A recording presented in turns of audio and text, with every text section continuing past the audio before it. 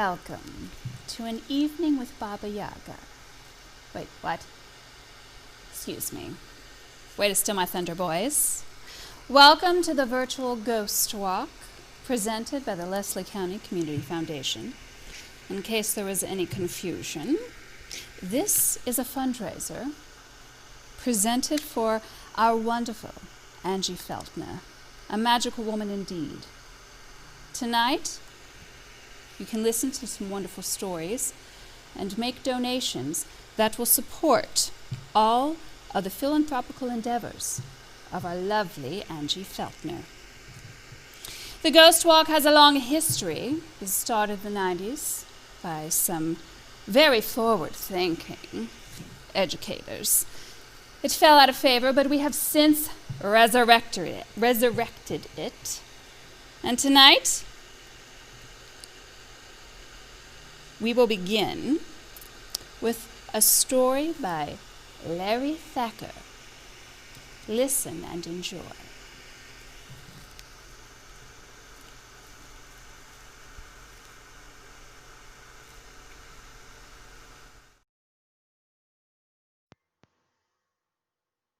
Hello. I have a little story for you.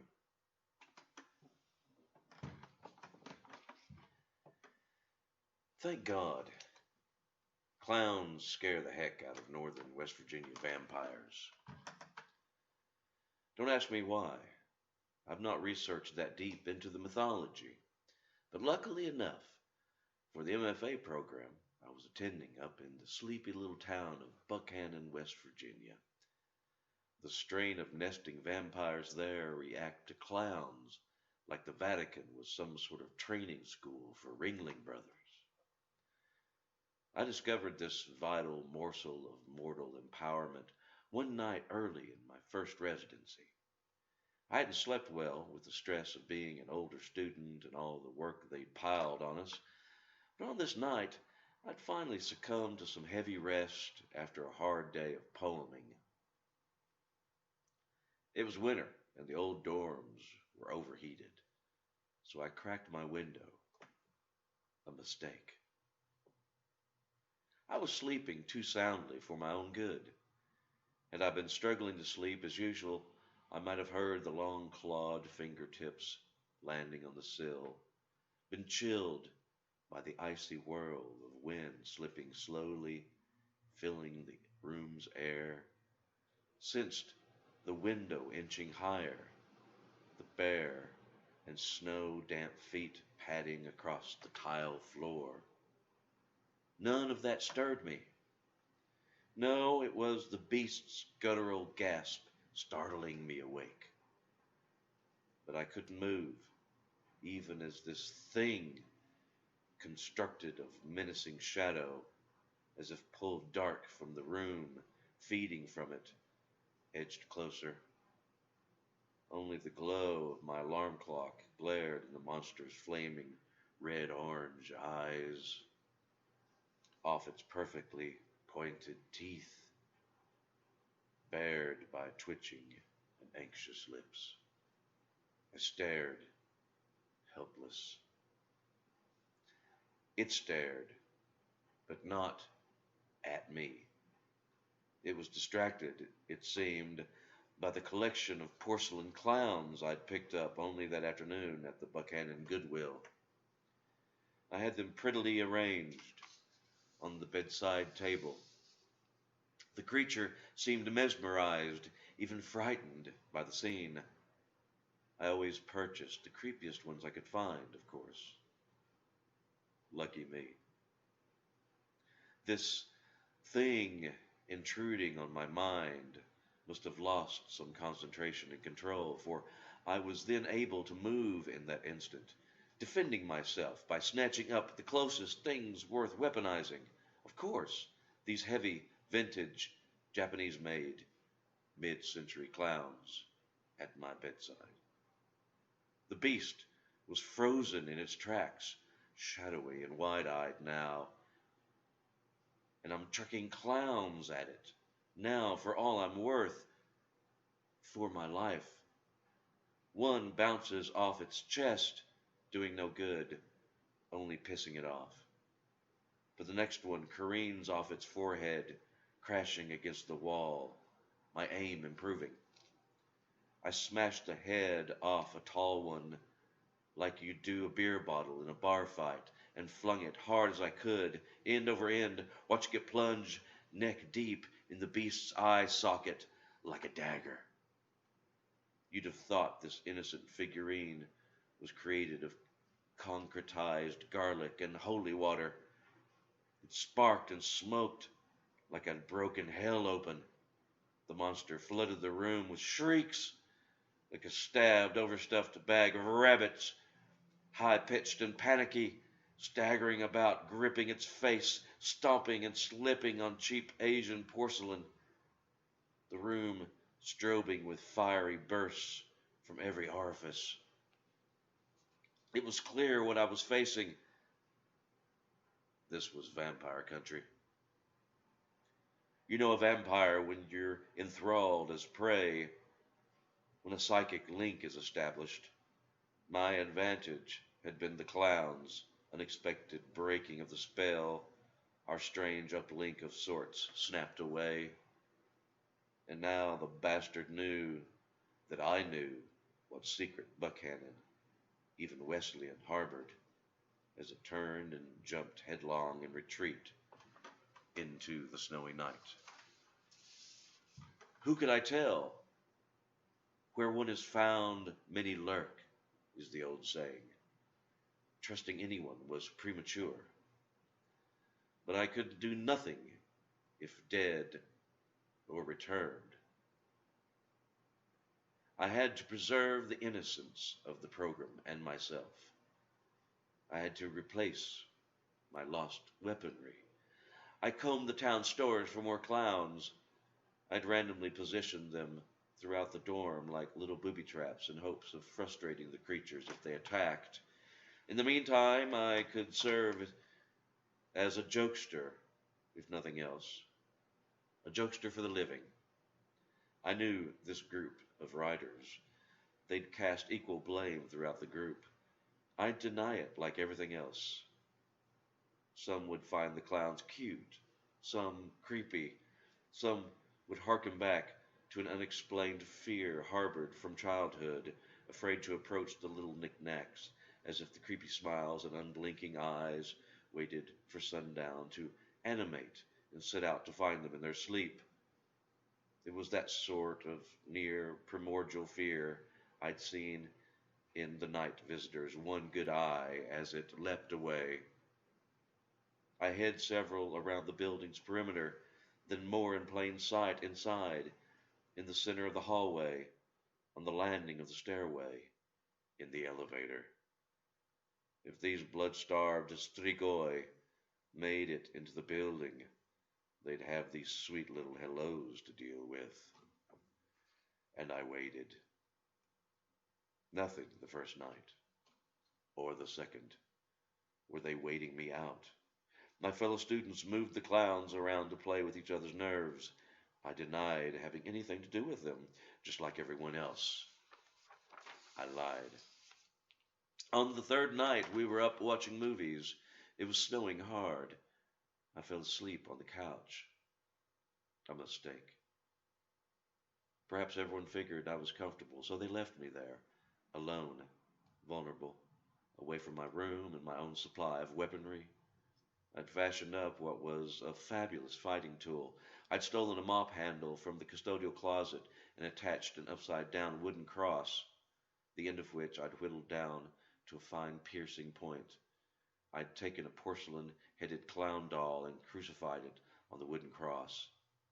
It was my intention to shove a clown so far down the throat of one of these beasts that the whole nest would be burping clown paint for a week. If only I'd kept proper vigil, I might have detected old One Eye slinking up the building's back end, crawling vertically along the brownstone to avoid a fine little mime on a unicorn I'd stashed inside a snow-covered holly tree. Then the fiend's shadowy infiltration of the main lobby. Its trailing of my scent to the couch was complete. I was there, snoring away. I think my very obvious insane clown posse hoodie caused it some hesitation. I was startled awake to the awfulest sounds of flailing and choking, and of warm and wet splatting on my face. The creature had gotten to me, but now was halted, was vibrating violently, as if electrocuted, gurgling what I hoped was some last breaths. Its one good eye locked on me in hatred and confusion as it fell to its knees and finally faced first, motionless before the couch, revealing the sudden hero of the moment. I noticed his huge red floppy shoes first, the exaggerated striped baggy pants held up by blue suspenders over a white ruffled silk skirt dotted with blue. Blood splatters covered most of the outfit. He brandished my crucifix pike, now gore saturated, with his once white gloved hands. The man's naturally red and curly hair flowed to his shoulders. The red foamed nose set off the face, a serious stare squinting through a makeup job now melting off from sweat and blood. Well, it's about time someone showed up that can lend us a hand with these damn vampires, a winded but familiar voice declared. The clown reached up and popped off his blood-splattered nose and tossed it to me. Here, catch, Dr. Allen ordered. The same man had lectured us on the pitfalls of the French villanelle just that afternoon. See how that fits. We'll fit you for one of your very own soon.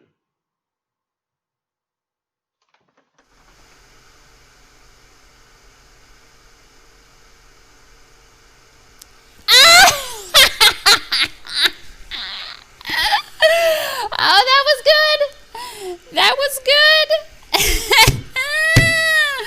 I can't stand vampires. So overrated. Well,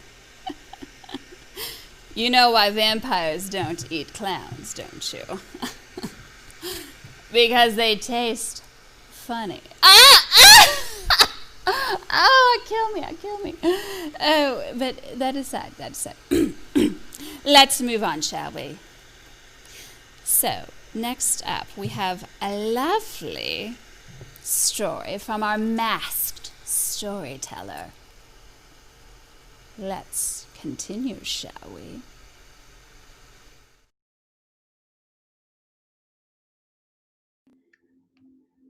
This is the story of a killer ghost of southeastern Kentucky. The events I'm about to tell you are true and documented to have occurred in 1938. This tale is an unusually strange one, in that the apparition was never seen, and yet it caused 5 similar and completely unexplained deaths which remain unsolved to this day. In June of 1938, a man named Carl Pruitt came home one evening to discover his wife in bed.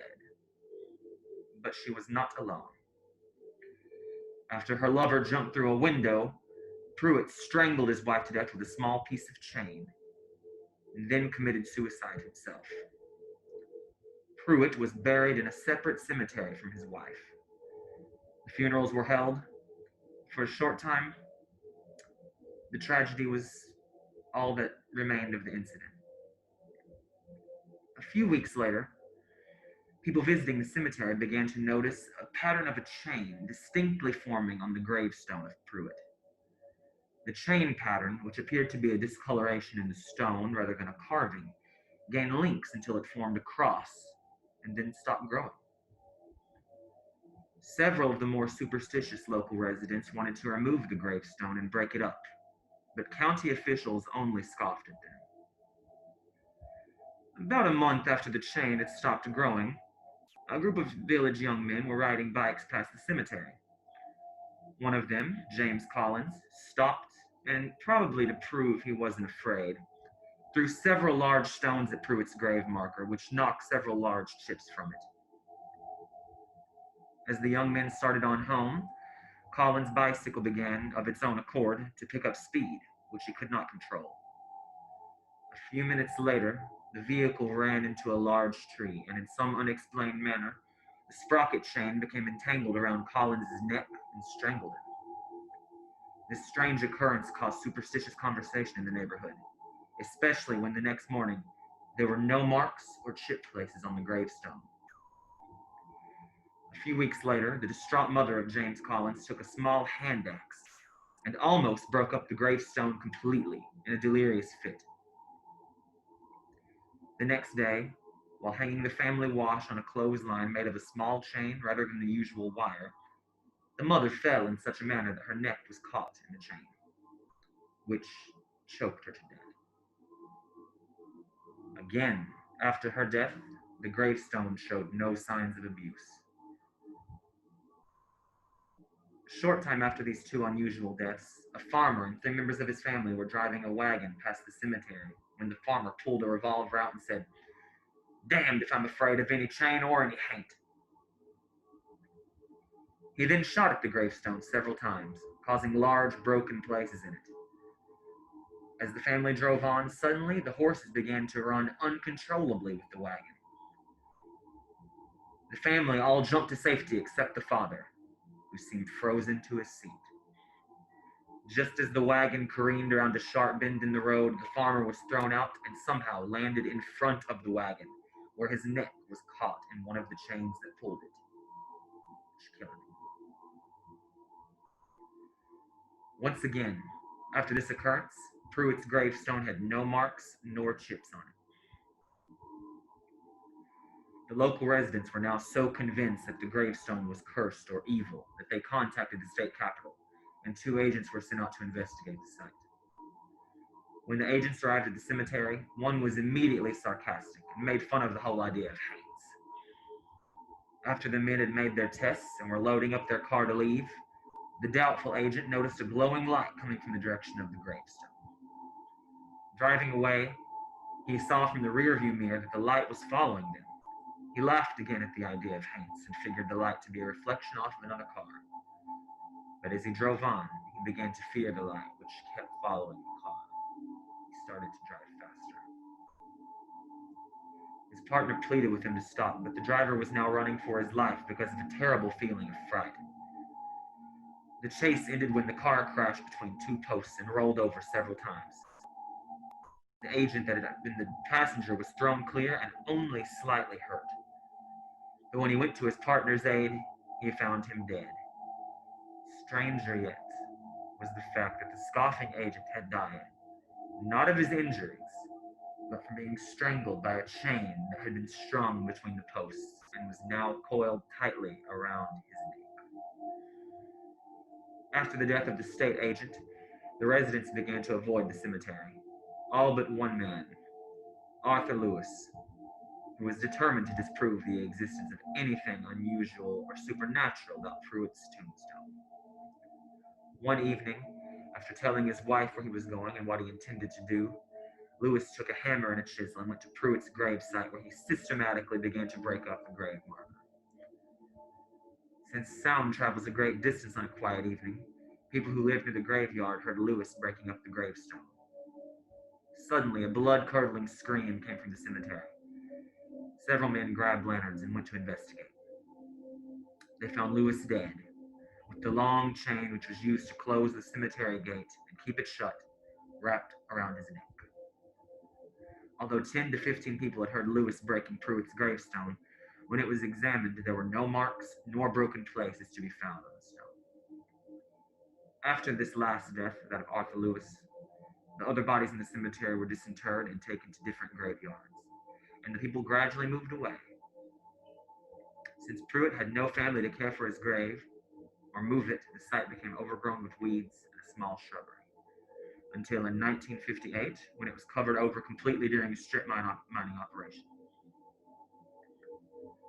The 5 strange deaths, all caused by a chain, have never been explained.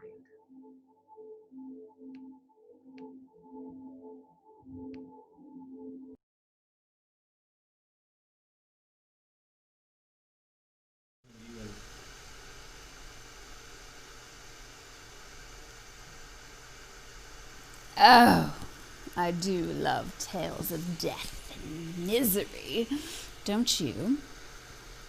Hopefully that sparked some fear. Now on we go to a tale from our very own Joe Beshear about 3 little ghost hunters. Enjoy.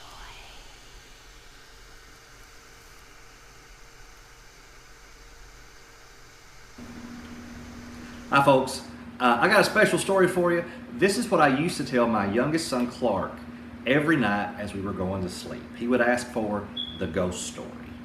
And he got so used to it that he started changing the story. Sometimes they go to different places, sometimes they go get ice cream instead of what we're going to talk about. But we'll stick with the original tonight. So once upon a time, there were 3 ghost hunters. Their names were Trip, Chloe, and Clark. And they loved to hunt ghosts. At least most of the time.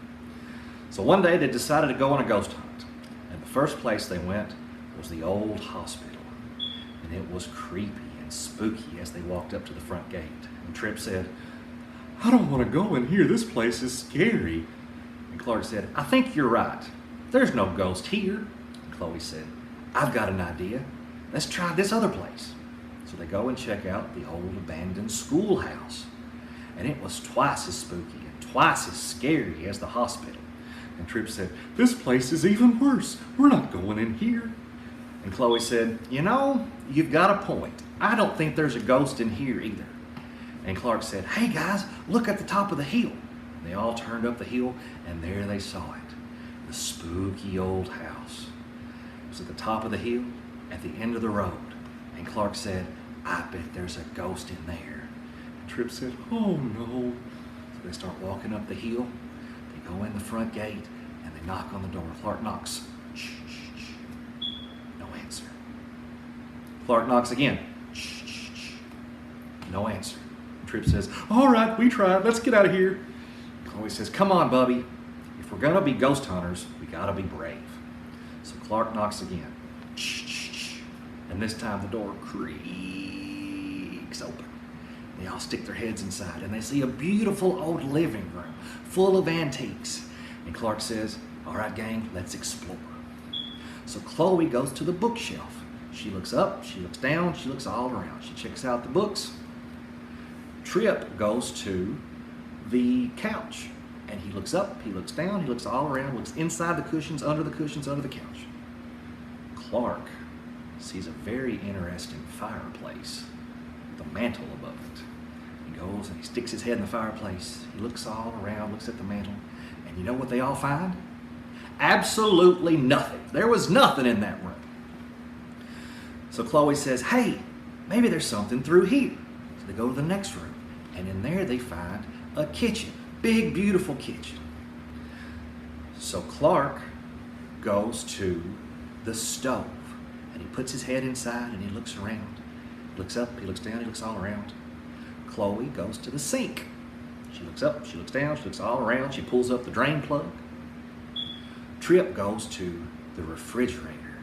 Because Tripp loves to eat, let's be honest. So he opens the refrigerator door. He looks up, he looks down, he looks all around. You know what they find? Well, Tripp found some lemonade, but besides that, absolutely nothing. So the 3 drank their lemonade because they were kind of thirsty. Ghost hunting, you need a drink every now and then. But just then, as they were looking around, they heard a voice say, "It's coming. It's coming." And Tripp said, "Oh no!" And Clark gets really excited and says, "See, I told you there was something here." And Chloe says, "I think it came from upstairs." So they go up the steps. Tiptoe, tiptoe, tiptoe up the steps. And the first room they come to is a bedroom. So Chloe says, "Let's explore this room. Maybe it's in here." So Chloe goes to the bed. She pulls back the covers. She pulls back the sheets. She looks under the pillows, up, down, all around. Tripp goes to the closet. He goes through the old suits and dresses. He goes through the old shoes. Clark goes to the dresser. He pulls out the drawers. He pulls out the old moldy ties. He pulls out the old socks with holes in them. You know what they find? Absolutely nothing. But as they're looking, they hear a voice, low and slow, say, "It's coming. It's coming." Trip said, "Guys, we gotta get out of here." And Clark says, No, we're close. Can't you hear it? Let's check in here." And they go to the next room over, and it's the bathroom. So Trip goes to the shower. He looks up, he looks down, he looks all around. He moves around the shampoo bottles. Nothing. Chloe goes to the sink. She opens up the medicine cabinet. She opens up the drawers. She looks up, she looks down, she looks all around. Nothing. Clark goes to the bathtub. He looks up, he looks down, he looks all around. He pulls out the drain plug. He sees a rubber ducky, but besides that, nothing. But in the corner, they hear a voice, low and slow, say, "It's coming. It's coming." So Clark remembers, I've got a flashlight. He reaches in his pocket. He pulls out the flashlight and he points it to the corner. And there, he sees it, clear as day. There's a ghost sitting on the toilet, holding on with both hands. "It's coming. It's coming." Then they hear this noise.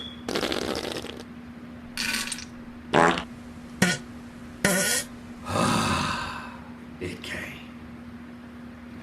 And that's Clark's ghost story.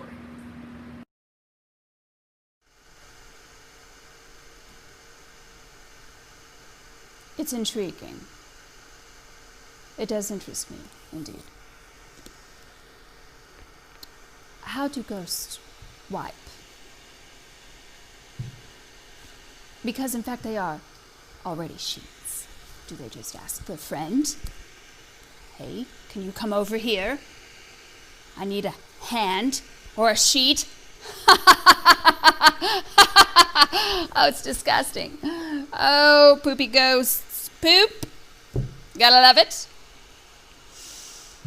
But how about those children? Those sweet, delectable ghost hunters? Yes, one can almost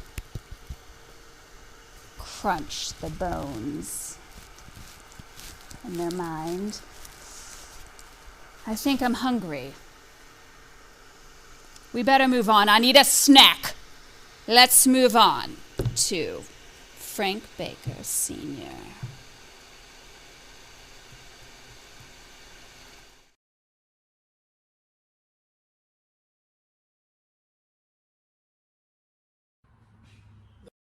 The name of the story that I'm going to read to you tonight is called Burnt House. This story was posted on the internet by Scary for Kids. Starts out, dreams and nightmares. Here are some comments that was made by the person who posted it. My dreams and nightmares as a child were haunted by a story I read in a book my parents bought for me. It was a book of true ghost stories, which I loved when I was a little kid. It remains the most disturbing and creepy true ghost story I've ever come across. I can't remember all the details, but I will try to recount as much of the story as I'm able to recall. The book claimed that it was a true story, but try as I might, I've never been able to find out more information about it. Years ago, in a small town somewhere in the United States, a married couple and their young daughter moved into an old house. One night, the daughter was awakened by a strange smell in her bedroom. At first, she wasn't sure if she was still dreaming. She could hardly breathe and the air was thick with smoke. As she blinked her eyes and looked around, she found that her bedroom looked different. The wallpaper was old and peeling off the walls. The carpet was threadbare and worn away in places. The furniture in her room seemed to be old-fashioned, and there were cobwebs and mold all over everything. Frightened, She jumped out of bed and tried to make her way down the hall to her parents' room. Minutes later, the family who lived next door heard screams outside their house and a rapping on the front door. When they opened the door, they found the little girl standing there. She was crying and babbling incoherently and kept pointing to her own house. When they looked across the garden wall, they saw that her house was on fire. They immediately called the fire brigade, who arrived minutes later and put out the fire. Sadly, most of the house was burned beyond repair, and in the rubble, they found the charred bodies of the little girl's parents.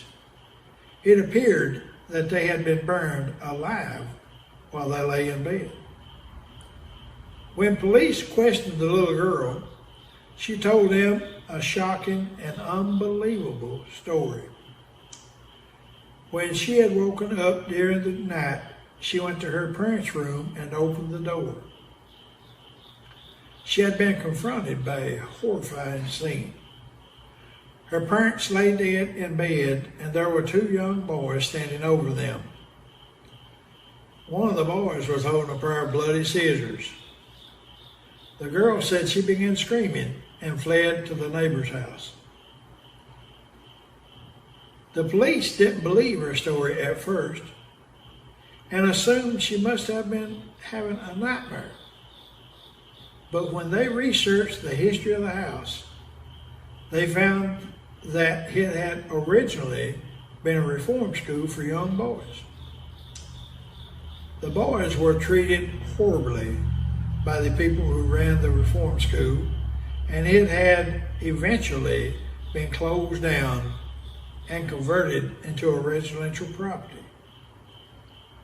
Nobody could ever convince the little girl that what she had seen was just a dream.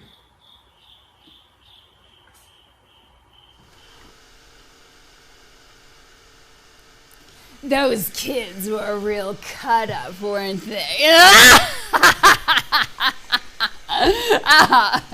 Laugh! Laugh! Or I'll eat you. Moving on. Let us hear a story from Rhonda Beshear. Do enjoy.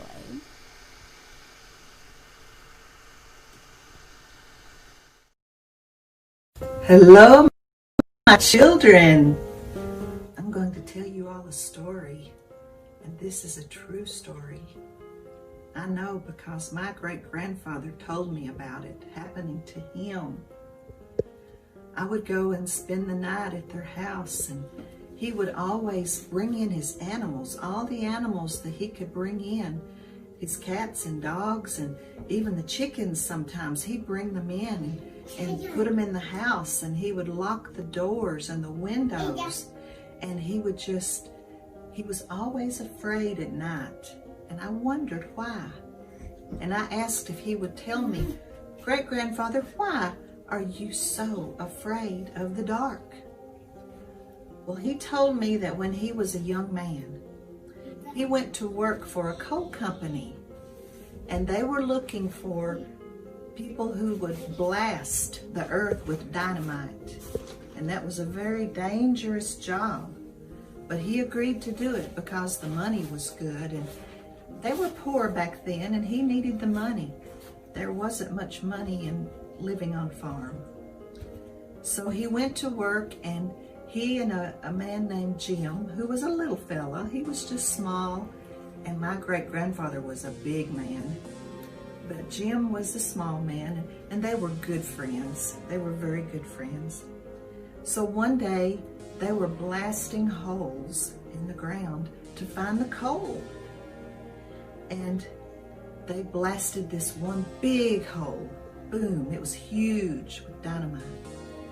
And it made such a big hole that they could get down inside and go look for the coal.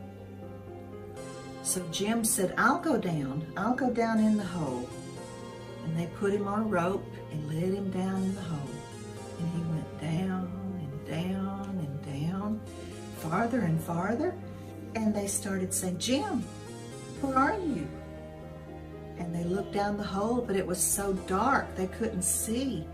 And they kept yelling, Jim, Jim, where are you? And they started pulling on the rope, and they pulled on the rope, and it was like something was pulling back. Heavy, something very heavy. And they got more men to come, and they pulled and pulled and pulled. And all of a sudden, the rope came up, and there was nothing there but a bloody end of the rope. And the other men got so afraid, they said, we've got to go back and warn our families. There's something down in that hole. Well, my great-grandfather was a strong man, but he was a curious man. And he said, I want to see what Jim saw down in that hole. So he walked back, and there around the hole were huge footprints of something that looked like a cross between a bear and an eagle. I mean, it was nothing like he'd ever seen before. And there was a trail of blood coming out of the hole, like something had been dragged right through the bushes. And he looked, and he listened, and he said he wished he'd never gone back to that hole because he saw something. It looked like a huge man, but he had no skin.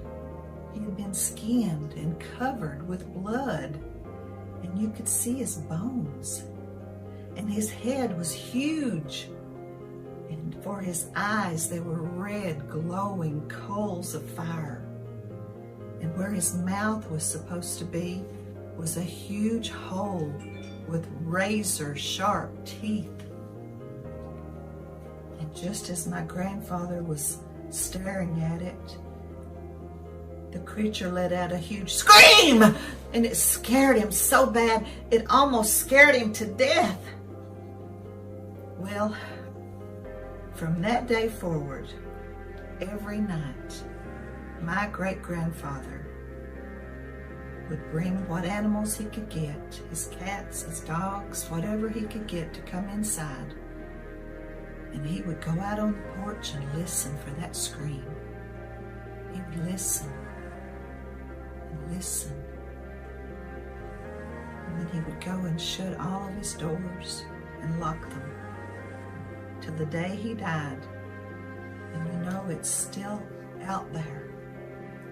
That thing is still out there. So every night you need to listen for that scream and make sure you lock your doors and your windows.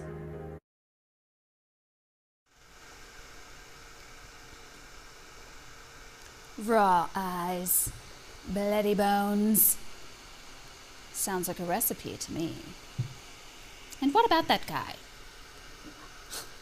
Curiosity, haven't you ever heard?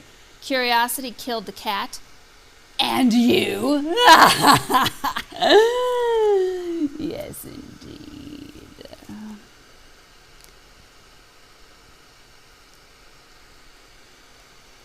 I would like to go ahead and move on to our next story by Anna Carey.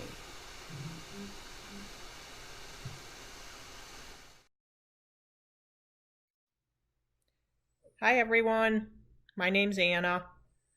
Just want to tell you a story about something that happened to me before I moved down here to Kentucky. I moved here about 17 years ago, but before that I lived in New York, and something happened to me up there. Actually, I don't even think I've shared it with anyone down here before, but I'm going to tell you tonight. I was raised in New York, and after I finished college, I started teaching. I had my degree in teaching, and I started teaching kind of in a rural area. and I taught there 3 years. I think my first year was fall of 2000. And the odd thing that happened to me was my third year of teaching. So it would have been fall of 2002. It was around September, October, a similar type weather to this. And by my third year, I had a few close teacher friends there. And we used to like to get together and play board games and, socialize and gossip and eat and everything like that. So one Saturday evening, went to my friend's house, teacher's friend's house, and there were 4 of us total. It's the same 4 that would always hang out. Oh, and let me interrupt myself. I am changing the names of people and places to protect those who are involved. So anyway, was at my friend's house, and we had a great time, just a lot of fun. And I left about midnight, I'd say. I knew it was a Saturday, remember that, and the next morning I knew I had to get up for church, so I left about midnight. It was kind of dreary, rainy, a typical September, October day in New York, and the area I taught in the area my friends lived in, was pretty rural. Similar to Leslie County in that you could go down the road at night and maybe not see any cars or any people. It wasn't mountainous like here, but it was pretty out there. So, gosh, I remember this so clearly. I was driving along a really desolate road, but it was the best way to get back to my house. And my lights shone on the face of a young girl who was walking along the side of the road. And I knew immediately who she was. I had her in one of my classes the first year I had been teaching, and I taught ninth grade. I just had like one period in the morning of ninth grade, and she was in there.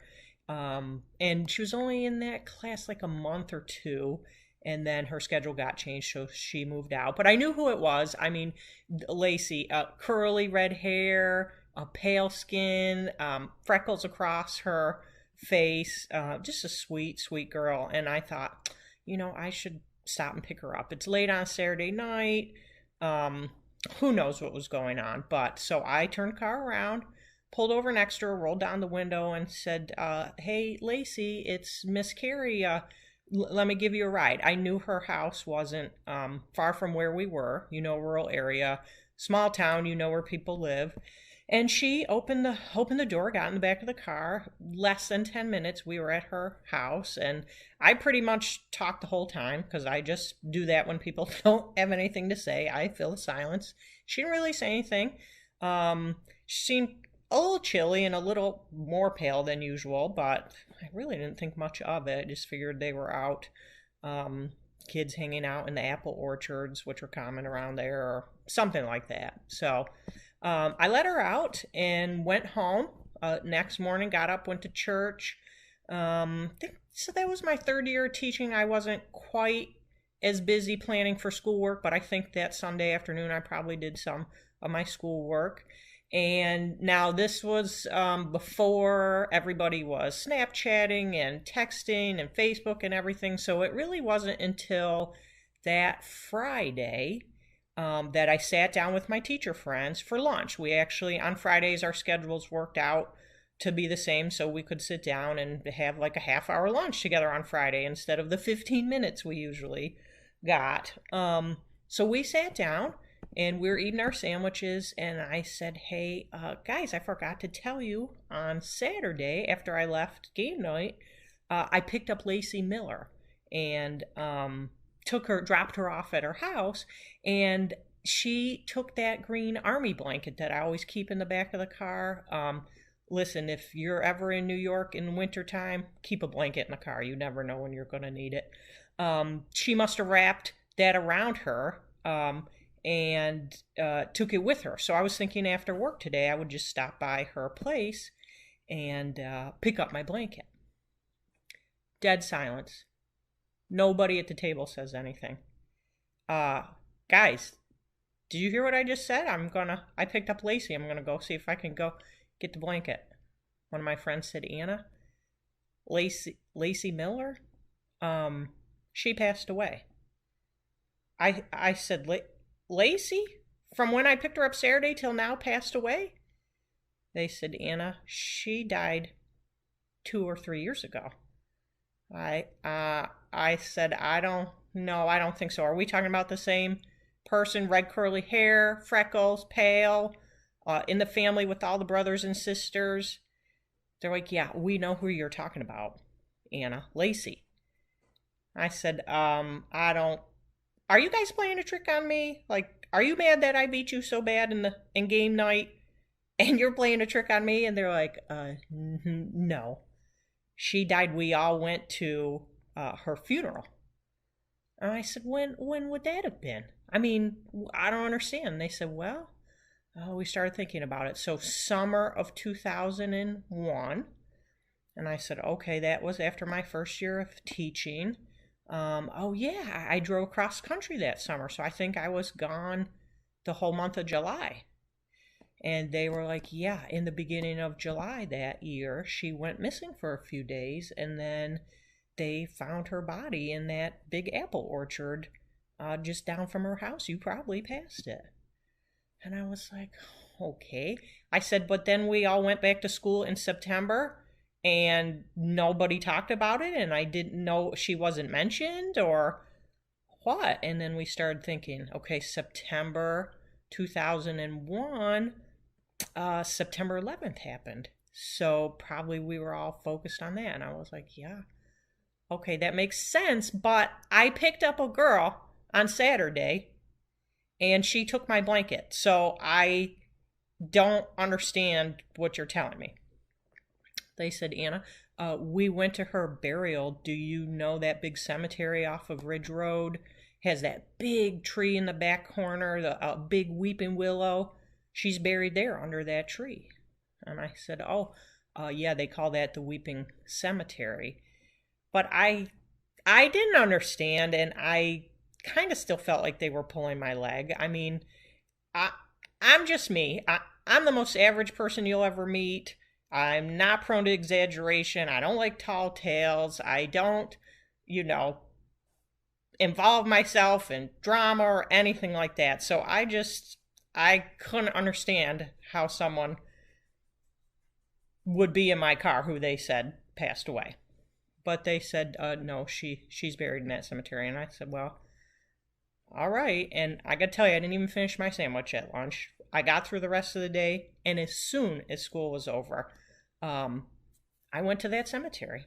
And you pull off the main road, and there's a road that loops around all the outside of the cemetery. And I got maybe halfway down that loop road, and I could see that huge tree from where I was, and I saw what I'm pretty sure was my blanket hanging from one of those branches.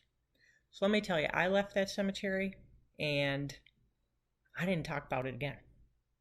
I just went about my business. I didn't understand what had gone on. I don't know. I couldn't explain it. I think it was, so it would have been later that year. So that happened fall of 2002. It was summer 2003. I left teaching and moved down here to Kentucky and been here 17 years. And I pretty much convinced myself that it never happened. But I have to say about two and a half, 3 years ago, I started to think about Lacey a little more. And, everybody's, true crime blogging and watching Investigation Discovery and doing true crime podcasts. And, I thought, I'm going to look her up, So I did a little research. And also, I am, and have been for a long time, friends with some of the students that were in school with her at the same time. They were my students as well. Now they're in their early 30s. So we talked about it on Facebook, sent messages to each other. And I just kind of was like, what's up? What happened? I found a few articles on Google, like old newspaper articles. And, there just wasn't much. It was like my teacher friends had said, like she disappeared early in the month. I think it was only like a week later. They found her in an apple orchard. She had been murdered, but they didn't really say. I couldn't get any details on it, but I kept looking. I had a friend who was actually on the police force at that time there. Talked to him about it. I also was in contact with her family, and the only thing that kept coming up was some sightings of a man, like a bald-headed man with a nicely uh, trimmed beard, light colored beard, and no hair at all. And he kept getting mentioned, but it was, small towns like, oh, that's so and so's uncle who was visiting her. Oh, that's so and so's brother. He's just in for a little bit. And so I never knew if that was real or just what people were saying. The area that we worked and lived in, big apple orchards, big farms. So there were people who went through seasonally, picking produce and apples and things like that. So they'd be there for a little while and then they'd be gone.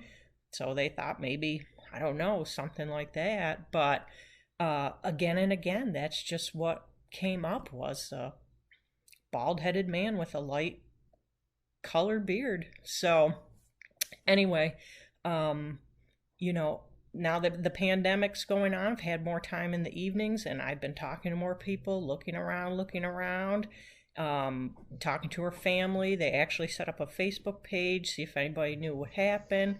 And again, that man keeps getting mentioned. No idea if the case will ever be solved. I think about Lacey more now than I used to, and I wish for her sake they could figure out what happened, and for her family. Sweet girl, and I definitely don't understand how she would have been in my car years after she was buried, but I don't know. Anyway, that's my story, and I just want to tell everybody, be safe out there.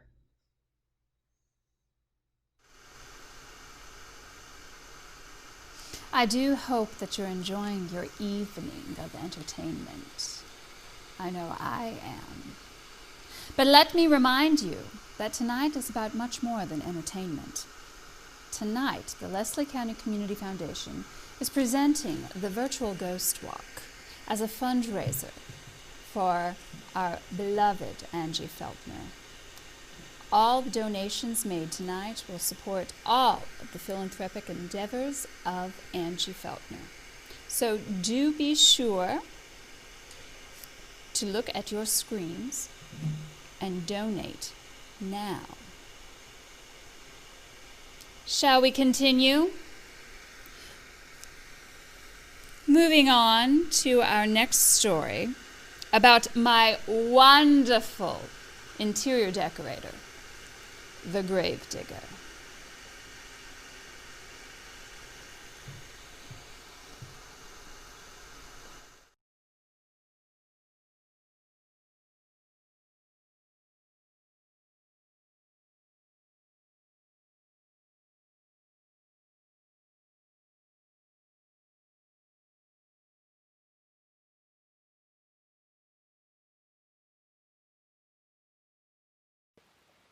Hello, children.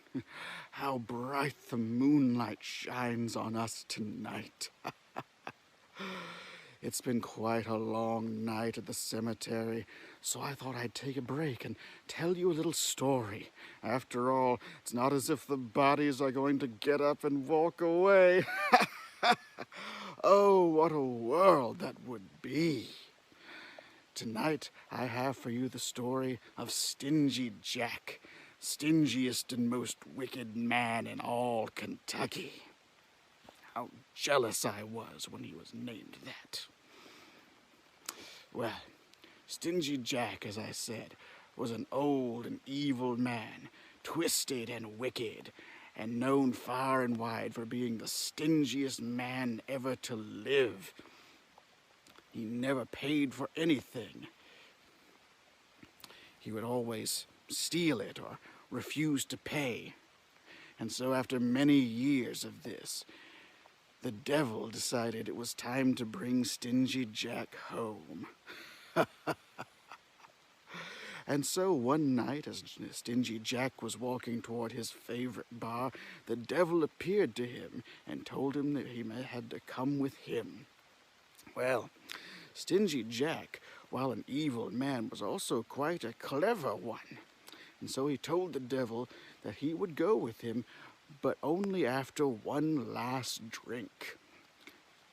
A nice end to a lifetime of wickedness. Well, the devil was uncertain, but then Stingy Jack gave him an idea. He said, "I want to have a last drink, and I don't want to pay for it. So you turn into a coin that I can pay for my drink with you and not have to spend one last coin." Well, the devil thought this was a lovely idea, so he turned himself into a coin, and Stingy Jack placed him into his wallet and went in to have his last drink. Now, Stingy Jack's wallet was, as with everything else he owned, something that he had stolen or tricked away from someone else, and it had a little cross on the outside. Well, Stingy Jack finished his drink, paid for it with a coin other than the one that the devil had become, and walked out, the cross keeping the devil bound into his wallet. Well, the devil realized what had happened, and so he started to scream and yell and beg Stingy Jack to be released. Well, Stingy Jack told him, "I will, but only if you promise not to come back for 1 year." Well, the devil agreed, and Stingy Jack took him out of his wallet. He planned to use the year to better himself and save himself, perhaps, but, well, he was so used to his wicked ways that an entire year went by, and he'd done not a single good deed. Well, the devil appeared again at the end of 1 year, demanding, "You must come with me now, Stingy Jack." But again, Stingy Jack was a clever man in addition to a wicked one. And so he told the devil, "I will come with you, but I want to have one last meal, and I don't want to pay for it.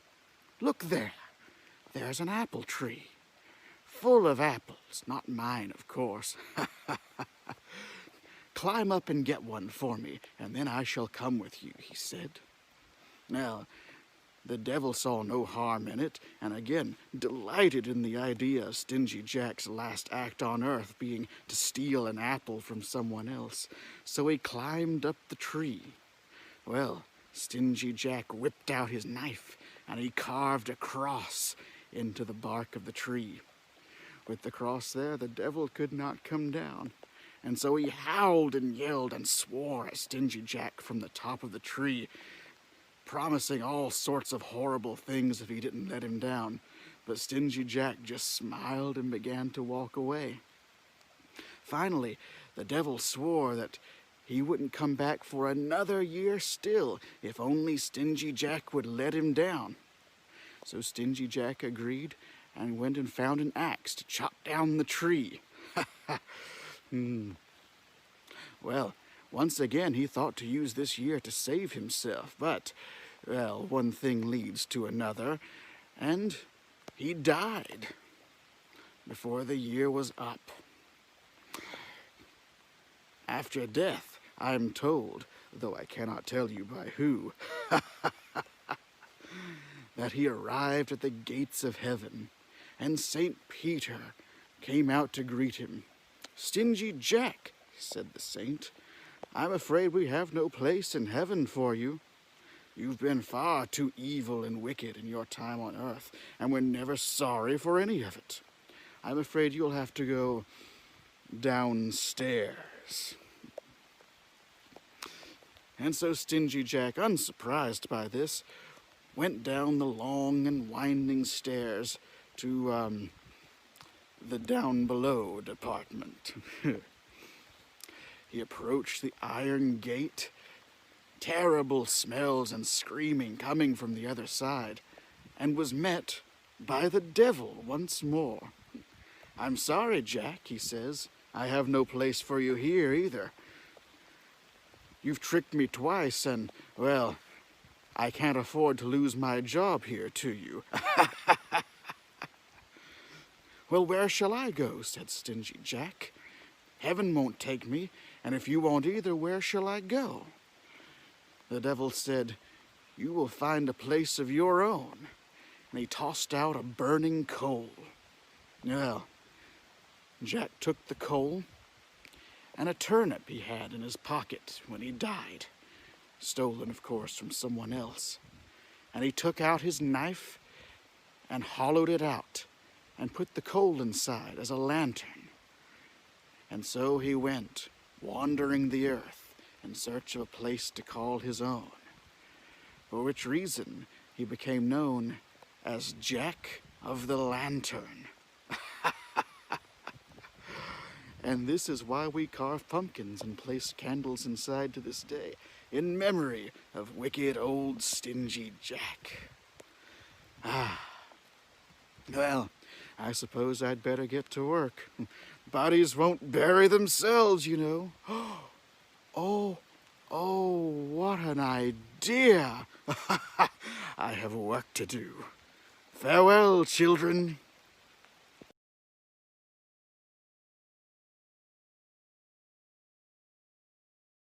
Digger, I love him. He always does the best interior work. I mean, look at this. You can't just find this anywhere. For tonight, I brought along 3 special little friends. Up next, we're going to hear from my wonderful, magical pumpkins. Let's check on them, shall we? Pumpkins, come along, do tell your story.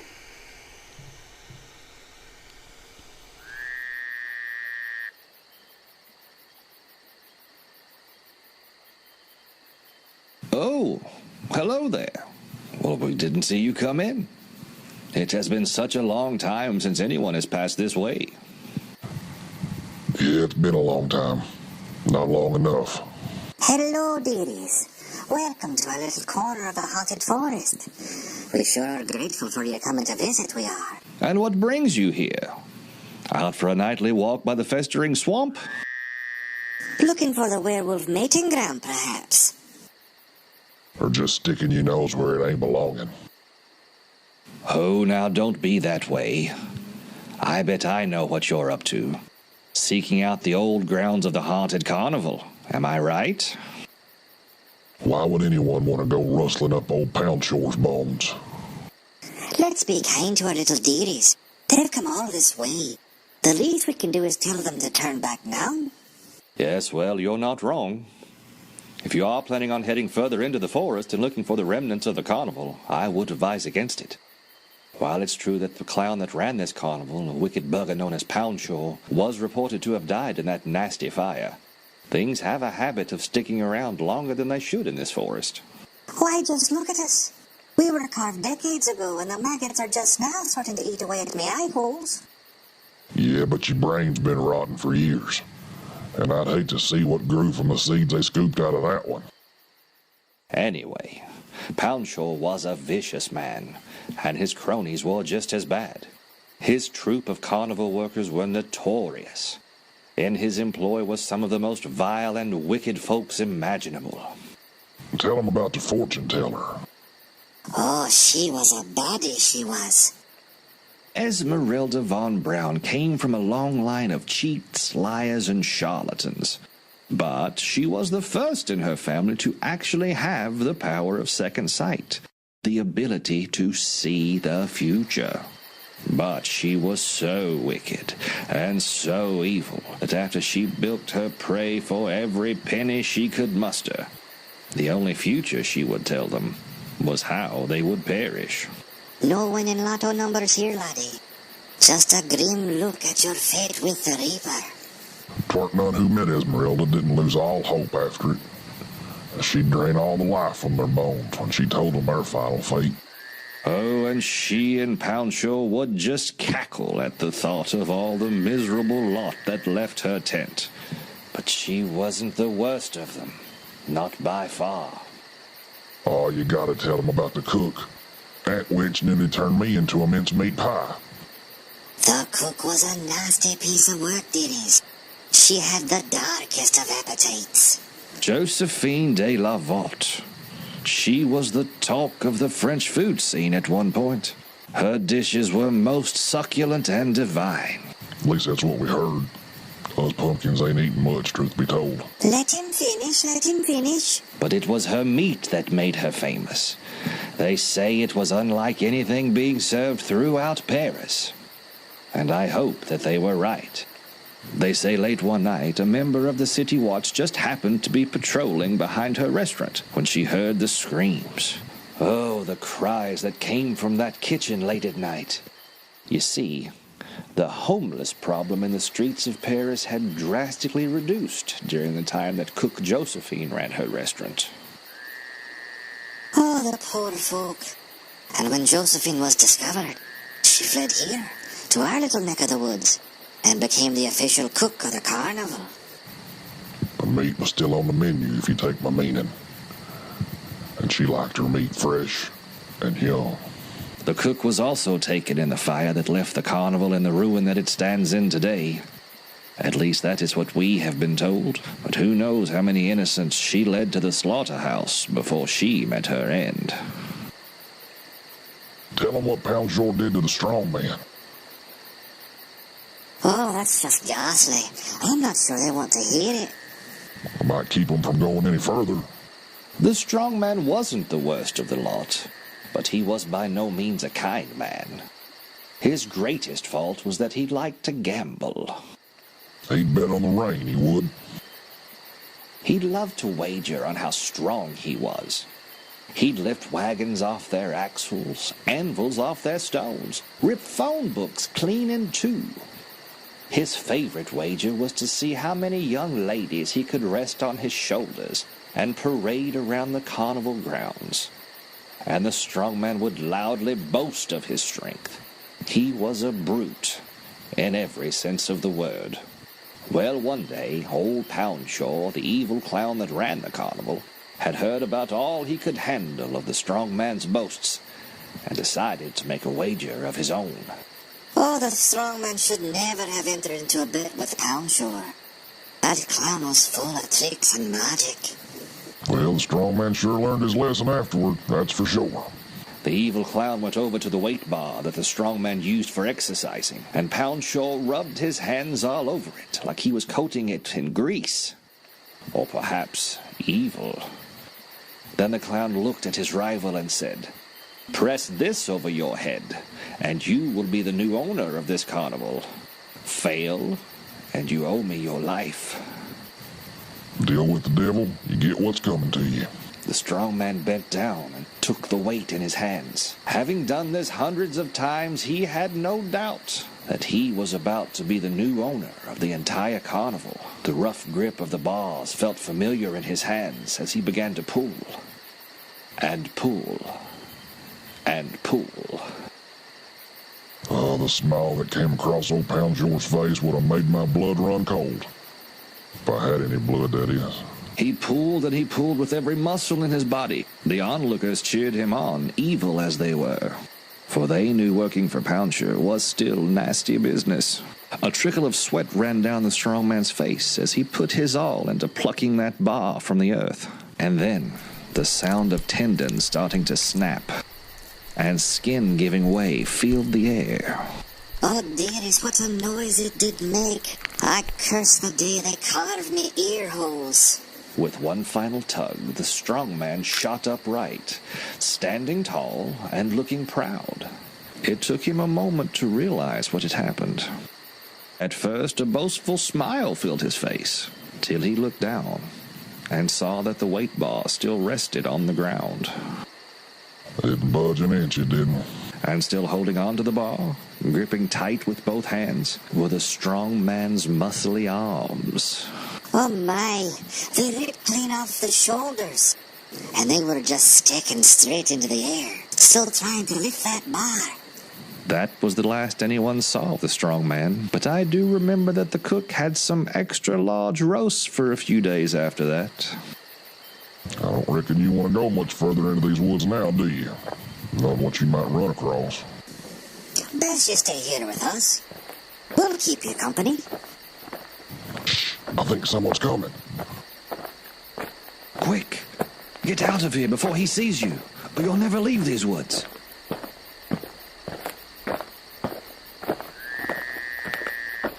Oh no, it's too late.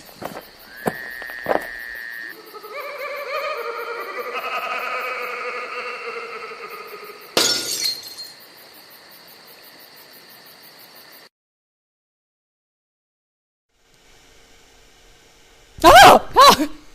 Well, did that get you? It got me. Feeding people. Sounds like my kind of town. I do enjoy a little hand soup every now and then. Well, let's continue, shall we? Moving on. Next up, we are going to hear from Kentucky's very own Silas House. Need I say more? I think not.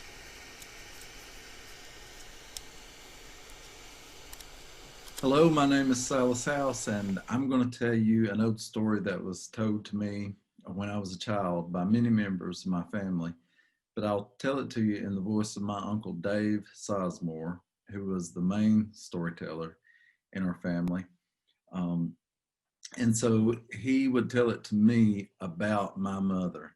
It is called 3 Fireballs, 1 Door, 7 Slams. Well, now I can tell you a story about when your mommy was little. I've known it my whole life, so I reckon I can get it right. Your mommy's name was Louise Walker back then, and she was only 8 years old. Times were rough up on Laurel Fork in those days. There had been a big coal bust, so lots of the men were out of work, and they got so blue they had took to laying out of church and drinking instead of serving the Lord and working hard. This caused the children to be unhappy, and the women all went around with their mouths stuck out all the time. This story happened on the 15th day of November, way back before anybody even had a television. And lots of people didn't even have electricity either, but they were just as happy as we are, probably happier to tell you the truth. You know how nights are when it's first getting cold? You know, in the fall of the year, just after all the leaves have gone and the trees all look like black skeletons, and the whole world smells ripe and musky like a pumpkin that has started to cave in on itself. It was that kind of night. No moon, nary a star, black, dark as 1,000 deaths.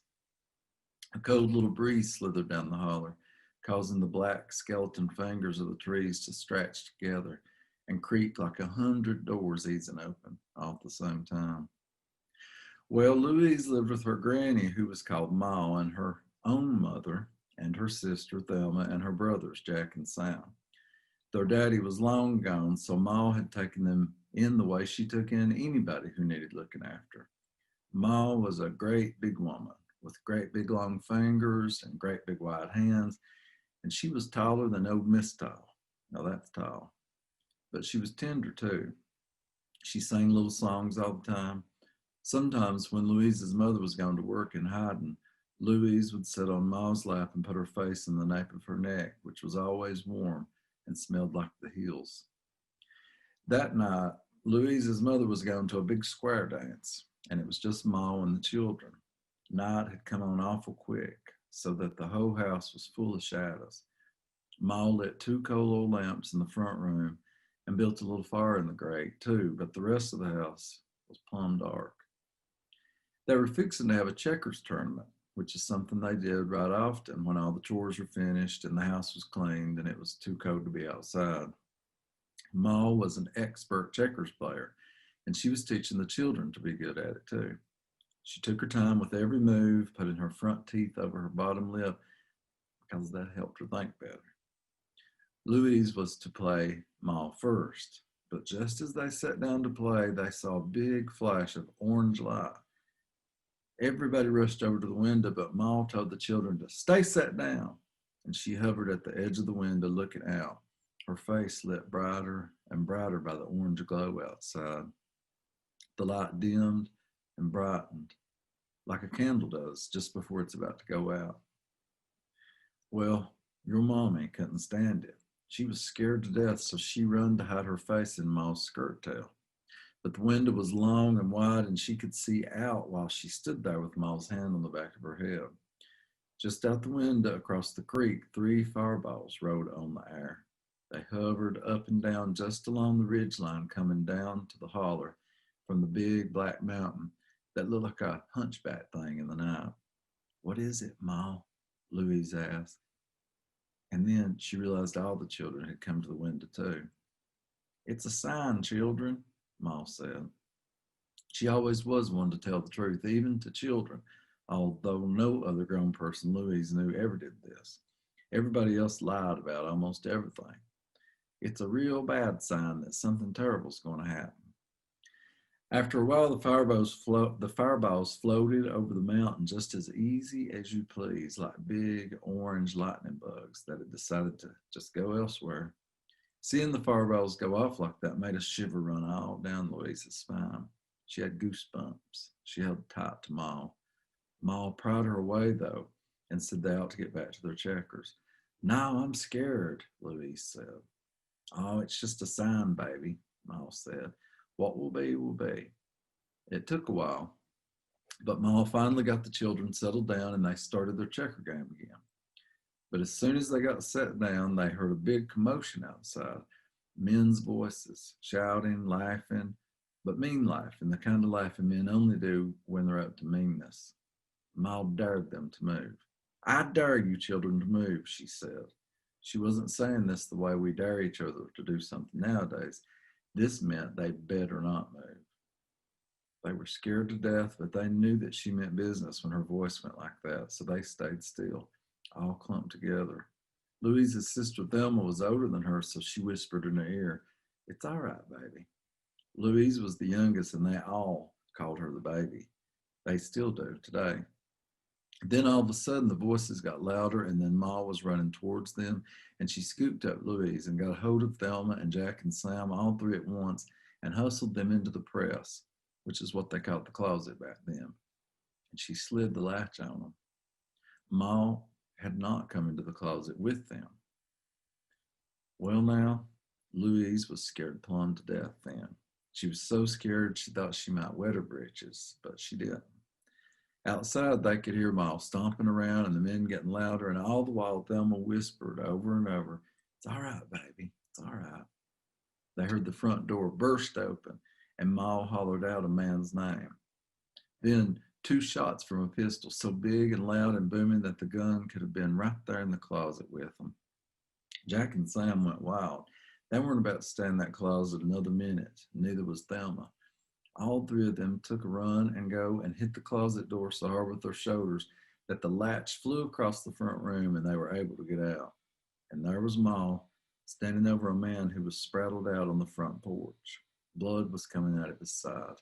Right there at that spot that hurts real bad when you've run too much and it makes you feel like you'll throw up. You know the place. He was dying. And the whole time he died, he kicked that door. He kicked it 7 times. Kick, kick, kick. Each time his kick got a little weaker. Kick, kick, kick, kick. He stopped, and just when he did, Ma put her hands to either side of her face and said, You fools have killed him. The men in the yard ran off, splashing across the creek and climbing the dark mountain. Leaves and tree limbs cracked. Right off, Louise thought of the fireballs and how they had told true. Fireballs had even gone the same way the men were running off. Here's what had happened. Those men had took to drinking and gambling, which is never, ever a good thing to do. They all got into it, and one accused one of cheating and started walking home. And just when they got to the mouth of Laurel Fork, right where Ma's house was, they all got into it, and 3 of them ganged up on one of the men, whose name was Charles Mosley. Well, Charles Mosley ran to Ma's front door for help because he knew that Ma Sizemore never refused anybody help. She'd find old drunks passed out in the road and spread quilts over them. Everybody on Laurel Fork knew she was the best old woman ever was. That's what they always said about her.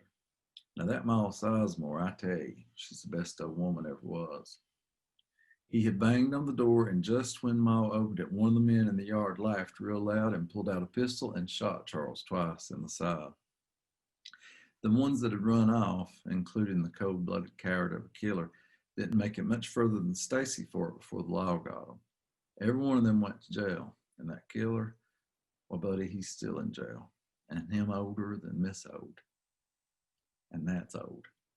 But here's the best part, which I've not even told you yet. Every year after that, on the 15th day of November, no matter what, that front door would come open on its very own and bang 7 times against the wall before it eased closed. First time this happened, Ma and Louise were playing checkers. They both froze when the door started and didn't move until it had shut itself. But the problem was that each year it got worse. The door started to slam harder and harder against the wall. One year it caused a big dent to come in the wall. The next year the doorknob went plumb through the wall. Ma put a lock on the door after that and started only going in and out through the back door. She went to the hardware store in Hyden and got a big old master lock and put on it. But next year that lock popped off like it was made out of a rubber band, and the door slammed into the wall. And then it started happening 2 nights a year, then 3, then 4, then 5, then 6, and well, finally, Ma had to leave that house she had known all her life because it was so bad haunted, because old Charles wanted to remind people of the terrible way he had died, and maybe remind them all to never, ever drink or gamble, especially at the same time. That door kept right on doing that too, until just a few years ago when the house burned down in the middle of the night. Nobody had lived in it for years. Ma was long gone, but only in body, because she'll live on in your mommy's heart and mine too. So it's a real mystery how that house burned down. And it's especially strange that it burned down on the 15th of November. Now that's every bit true, I'm telling you, it is. It's going to look weird.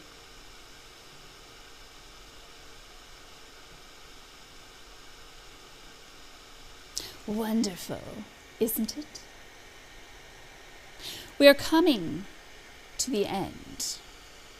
So do, if you have not made a donation yet, be sure that you go to our website, scroll down, find Leslie County Community Foundation, and make your donation now. Again, you're running out of time, and I don't say that lightly. Next up, we have our final video from Miss Mindy Beth. Do settle in. It's going to be a good one.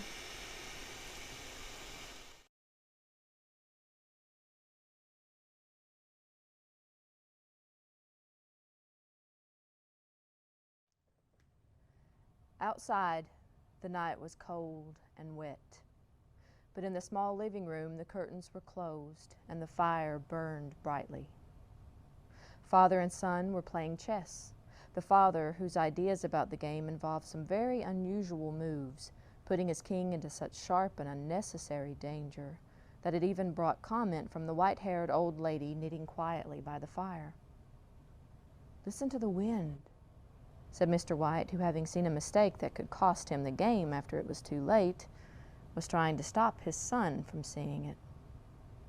"I'm listening," said the son, seriously studying the board as he stretched out his hand. "Check." "I should hardly think that he'll come tonight," said the father, with his hand held in the air over the board. "Mate," replied the son. "That's the worst of living so far out," cried Mr. White with sudden and unexpected violence. "Of all the awful, out-of-the-way places to live in, this is the worst. Can't walk on the footpath without getting stuck in the mud, and the road's a river. I don't know what the people are thinking about. I suppose they think it doesn't matter because only 2 houses in the road have people in them." "Never mind, dear," said his wife calmly. "Perhaps you'll win the next one." Mr. White looked up sharply, just in time to see a knowing look between mother and son. The words died away on his lips, and he hid a guilty smile in his thin gray beard. "There he is," said Herbert White as the gate banged shut loudly and heavy footsteps came toward the door. The old man rose quickly, and opening the door was heard telling the new arrival how sorry he was for his recent loss. The new arrival talked about his sadness, so that Mrs. White said, "Tut, tut," and coughed gently as her husband entered the room, followed by a tall, heavy-built, strong-looking man whose skin had the healthy reddish color associated with outdoor life and whose eyes showed that he could be a dangerous enemy. "Sergeant Major Morse," he said, introducing him to his wife and his son Herbert. The sergeant major shook hands and, taking the offered seat by the fire, watched with satisfaction as Mr. White got out whiskey and glasses. After the third glass, his eyes got brighter and he began to talk. The little family circle listened with growing interest to this visitor from distant parts, as he squared his broad shoulders in the chair and spoke of wild scenes and brave acts, of wars and strange peoples. 21 years of it," said Mr. White, looking at his wife and son. "When he went away, he was a thin young man. Now look at him." "He doesn't look to have taken much harm," said Mrs. White politely. "I'd like to go to India myself," said the old man. "Just to look around a bit, you know." "Better where you are," said the sergeant major, shaking his head. He put down the empty glass and, sighing softly, shook it again. "I should like to see those old temples and fakirs and the street entertainers," said the old man. "What was that you started telling me the other day about a monkey's paw or something, Morris?" "Nothing," said the soldier quickly. "At least, nothing worth hearing." "Monkey's paw?" said Mrs. White curiously. "Well, it's just a bit of what you might call magic, perhaps," said the sergeant major without first stopping to think. His three listeners leaned forward excitedly. Deep in thought, the visitor put his empty glass to his lips and then set it down again. Mr. White filled it for him again.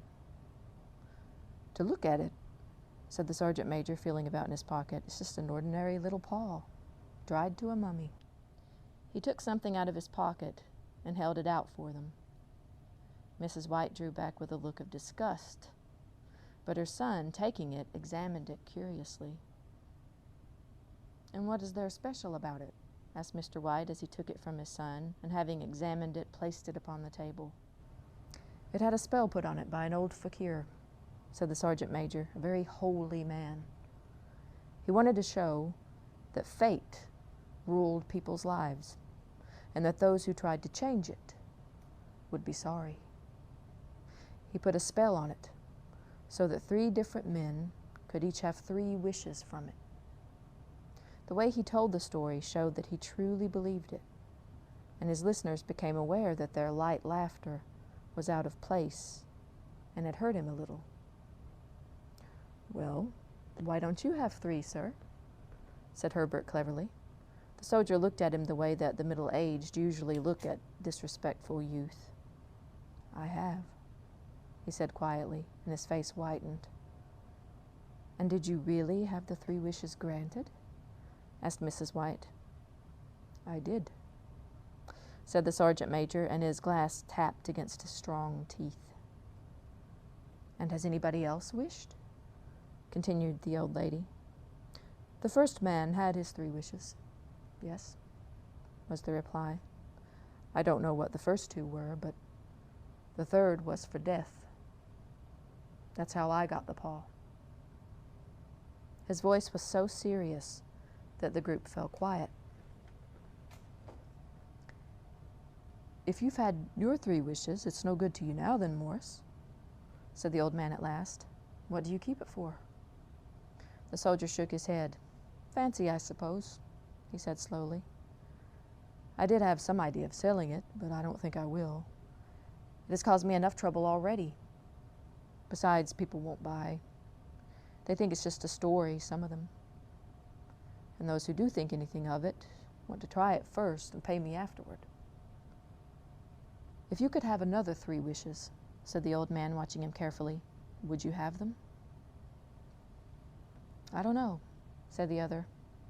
I don't know. He took the paw, and holding it between his front finger and thumb, suddenly threw it upon the fire. Mr. White, with a slight cry, quickly bent down and took it off. Better let it burn, said the soldier sadly, but in a way that let them know he believed it to be true. If you don't want it, Morris, said the other, give it to me. I won't, said his friend with stubborn determination. I threw it on the fire. If you keep it, don't hold me responsible for what happens. Throw it on the fire like a sensible man. The other shook his head and examined his possession closely. How do you do it? He asked. Hold it up in your right hand and state your wish out loud so that you can be heard, said the sergeant major. But I warn you of what might happen. Sounds like the Arabian Nights, said Mrs. White as she rose and began to set the dinner. Don't you think you might wish for 4 pairs of hands for me? Her husband drew the talisman from his pocket, and all 3 laughed loudly as the sergeant major, with a look of alarm on his face, caught him by the arm. If you must wish, he demanded, wish for something sensible. Mr. White dropped it back in his pocket, and placing chairs, motioned his friend to the table. In the business of dinner, the talisman was partly forgotten, and afterward the 3 sat fascinated as they listened to more of the soldier's adventures in India. If the tale about the monkey's paw is not more truthful than those he has been telling us, said Herbert as the door closed behind their guest, just in time to catch the last train, we shan't make much out of it. Did you give anything for it, Father? Asked Mrs. White, watching her husband closely. A little, said he, coloring slightly. He didn't want it, but I made him take it, and he pressed me again to throw it away. Not likely, said Herbert with pretended horror. Why, we're going to be rich and famous and happy. Smiling, he said, wish to be a king, Father, to begin with. Then Mother can't complain all the time. He ran quickly around the table, chased by the laughing Mrs. White, armed with a piece of cloth. Mr. White took the paw from his pocket and eyed it doubtfully. I don't know what to wish for, and that's a fact, he said slowly. It seems to me I've got all I want. If you only paid off the house, you'd be quite happy, wouldn't you? Said Herbert with his hand on his shoulder. Well, wish for 200 pounds then. That'll just do it. His father, smiling and with an embarrassed look for his foolishness in believing the soldier's story, held up the talisman. Herbert, with a serious face, spoiled only by a quick smile to his mother, sat down at the piano and struck a few grand chords. I wish for 200 pounds, said the old man clearly. A fine crash from the piano greeted his words, broken by a frightened cry from the old man. His wife and son ran toward him. It moved, he cried, with a look of horror at the object as it lay on the floor. As I wished, it twisted in my hand like a snake. Well, I don't see the money, said his son as he picked it up and placed it on the table, and I bet I never shall. It must have been your imagination, Father, said his wife, regarding him worriedly. He shook his head. Never mind, though. There's no harm done. But it gave me a shock all the same. They sat down by the fire again while the 2 men finished their pipes. Outside, the wind was higher than ever, and the old man jumped nervously at the sound of a door banging upstairs. An unusual and depressing silence settled on all 3, which lasted until the old couple got up to go to bed. I expect you'll find the cash tied up in a big bag in the middle of your bed, said Herbert as he wished them good night. And something horrible sitting on top of your wardrobe, watching you as you pocket your ill-gotten money. Herbert, who normally had a playful nature and didn't like to take things too seriously, sat alone in the darkness, looking into the dying fire. He saw faces in it, the last so horrible and so monkey-like that he stared at it in amazement. It became so clear that with a nervous laugh, he felt on the table for a glass containing some water to throw over it. His hand found the monkey's paw, and with a little shake of his body, he wiped his hand on his coat and went up to bed. In the brightness of the wintry sun next morning as it streamed over the breakfast table, he laughed at his fears. The room felt as it always had, and there was an air of health and happiness which was not there the previous night. The dirty, dried-up little paw was thrown on the cabinet with a carelessness which indicated no great belief in what good it could do. "I suppose all old soldiers are the same," said Mrs. White. "The idea of our listening to such nonsense. How could wishes be granted in these days? And if they could, how could 200 pounds hurt you, Father?" "Might drop on his head from the sky," said Herbert. "Morris said the things happened so naturally," said his father, "that you might, if you so wish, not see the relationship." "Well, don't break into the money before I come back," said Herbert as he rose from the table to go to work. "I'm afraid it'll turn you into a mean, greedy old man, and we shall have to tell everyone that we don't know you." His mother laughed, and following him to the door, watched him go down the road, and returning to the breakfast table, she felt very happy at the expense of her husband's readiness to believe such stories. All of which did not prevent her from hurrying to the door at the postman's knock, nor when she found that the post brought only a bill, talking about how sergeant majors can develop bad drinking habits after they leave the Army. "Herbert will have some more of his funny remarks, I expect, when he comes home," she said as they sat at dinner. "I know," said Mr. White, pouring himself out some beer. "But for all that, the thing moved in my hand. That I'll swear to." "You thought it did," said the old lady, trying to calm him. "I say it did," replied the other. "There was no thought about it. I had just— What's the matter?" His wife made no reply.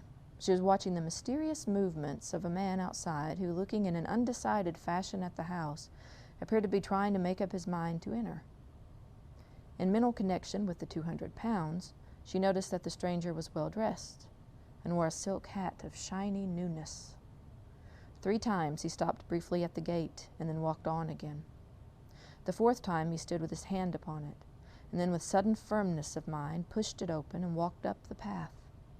Mrs. White at the same moment placed her hands behind her, hurriedly untied the strings of her apron, and put it under the cushion of her chair.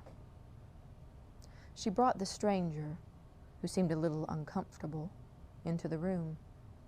He looked at her in a way that said there was something about his purpose that he wanted to keep secret, and seemed to be thinking of something else, as the old lady said she was sorry for the appearance of the room, and her husband's coat, which he usually wore in the garden. She then waited as patiently as her sex would permit for him to state his business, but he was at first strangely silent. "I was asked to call," he said at last, and bent down and picked a piece of cotton from his trousers. "I come from Ma and Megan's." The old lady jumped suddenly as in alarm. "Is anything the matter?" she asked breathlessly. "Has anything happened to Herbert? What is it? What is it?" Her husband spoke before he could answer. "There, there, Mother," he said hurriedly. "Sit down and don't jump to a conclusion. You've not brought bad news, I'm sure, sir," and eyed the other, expecting that it was bad news, but hoping he was wrong. "I'm sorry," began the visitor. "Is he hurt?" demanded the mother wildly. The visitor lowered and raised his head once in agreement. "Badly hurt," he said quietly, "but he is not in any pain." "Oh, thank God," said the old woman, pressing her hands together tightly. "Thank God for that. She broke off as the tragic meaning of the part about him not being in pain came to her. The man had turned his head slightly so as not to look directly at her, but she saw the awful truth in his face. She caught her breath, and turning to her husband, who did not yet understand the man's meaning, laid her shaking hand on his. There was a long silence.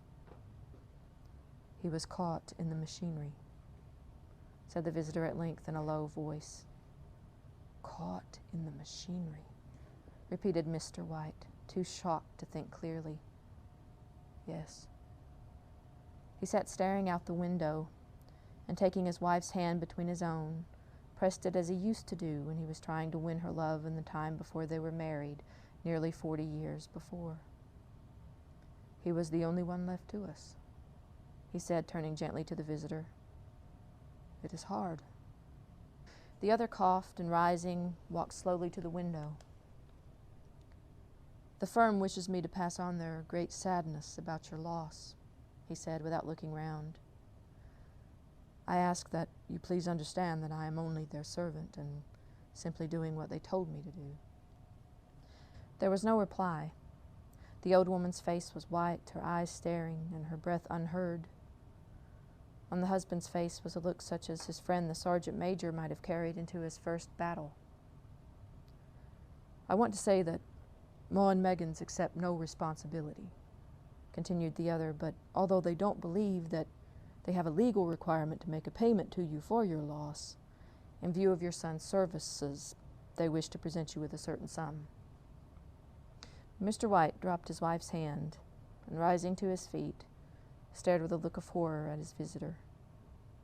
His dry lips shaped the words, "How much?" £200, was the answer. Without hearing his wife scream, the old man smiled weakly, put out his hands like a blind man, and fell, a senseless mass, to the floor. In the huge new cemetery, some 2 miles away, the old people buried their dead and came back to the house, which was now full of shadows and silence. It was all over so quickly that at first they could hardly realize it, and remained in a state of waiting for something else to happen, something else which was to lighten this load, too heavy for old hearts to bear. But the days passed, and they realized that they had to accept the situation, the hopeless acceptance of the old. Sometimes they hardly said a word to each other, for now they had nothing to talk about, and their days were long to tiredness. It was about a week after that the old man, waking suddenly in the night, stretched out his hand and found himself alone. The room was in darkness, and he could hear the sound of his wife crying quietly at the window. He raised himself in bed and listened. "Come back," he said tenderly. "You will be cold." "It is colder for my son," said the old woman, who began crying again. The sounds of crying died away on his ears. The bed was warm, and his eyes heavy with sleep. He slept lightly at first, and then was fully asleep until a sudden, wild cry from his wife woke him with a start. "The paw!" she cried wildly. "The monkey's paw!" He started up in alarm. "Where? Where is it? What's the matter?" She almost fell as she came hurriedly across the room towards him. "I want it," she said quietly. "You've not destroyed it?" "It's in the living room, on the shelf above the fireplace," he replied. "Why?" She cried and laughed together, and bending over, kissed his cheek. "I only just thought of it," she said. "Why didn't I think of it before? Why didn't you think of it?" "Think of what?" he questioned. "The other 2 wishes," she replied quickly. "We've only had one." "Was not that enough?" he demanded angrily. "No," she cried excitedly. "We'll have one more. Go down and get it quickly, and wish our boy alive again." The man sat up in bed and threw the blankets from his shaking legs. "Good God, you are mad!" he cried, struck with horror. "Get it," she said, breathing quickly. "Get it quickly and wish. Oh, my boy, my boy." Her husband struck a match and lit the candle.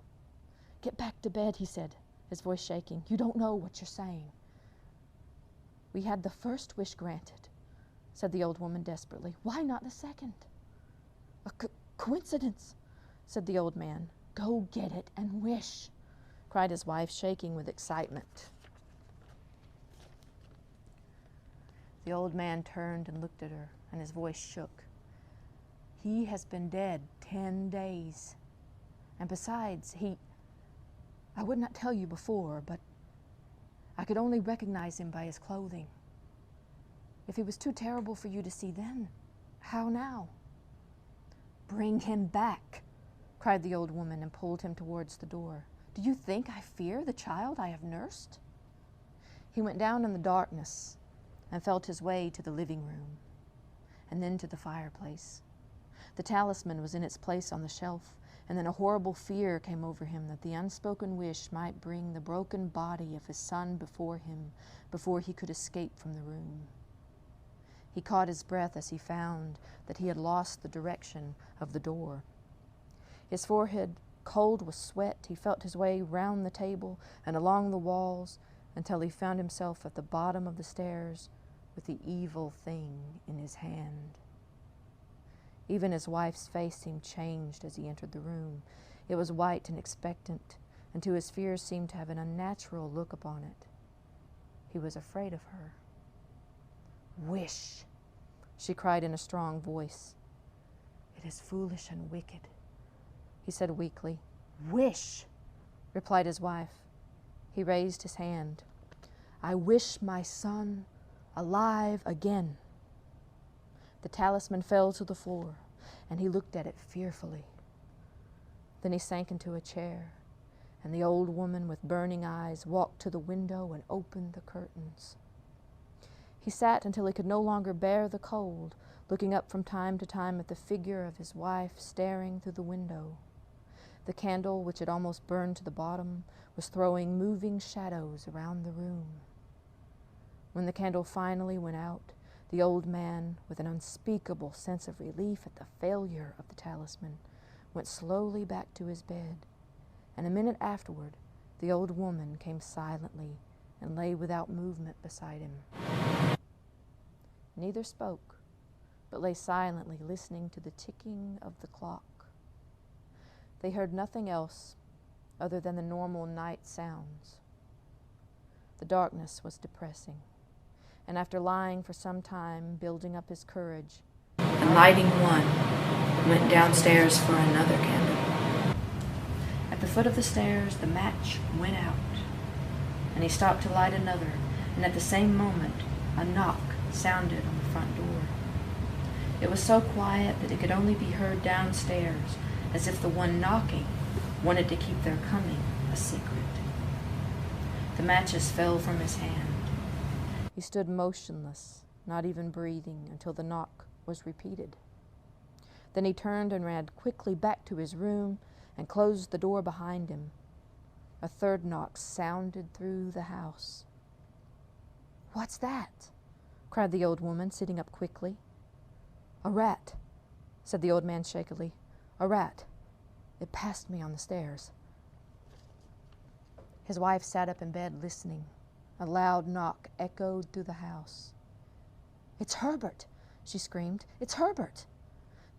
She ran to the door, but her husband was there before her and, catching her by the arm, held her tightly.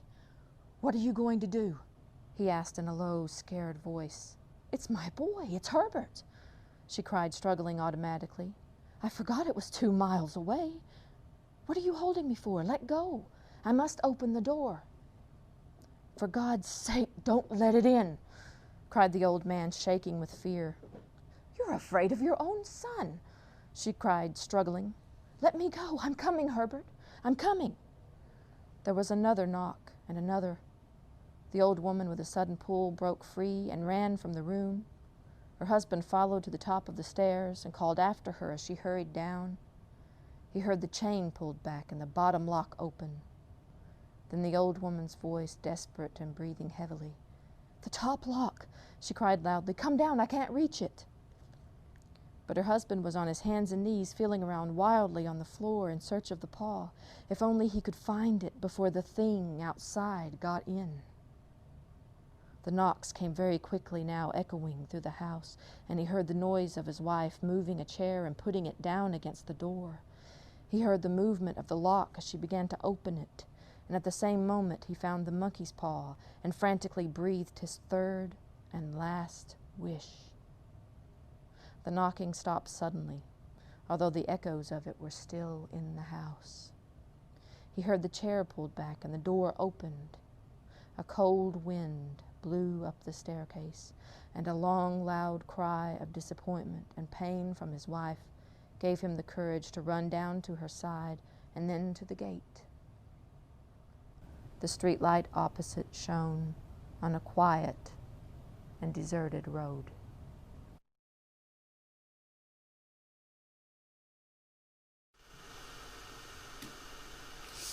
Well, if you're like me, you're coming to the end of your snacks, which means it's time for us to go. But before we do, I want to remind you to check out our website.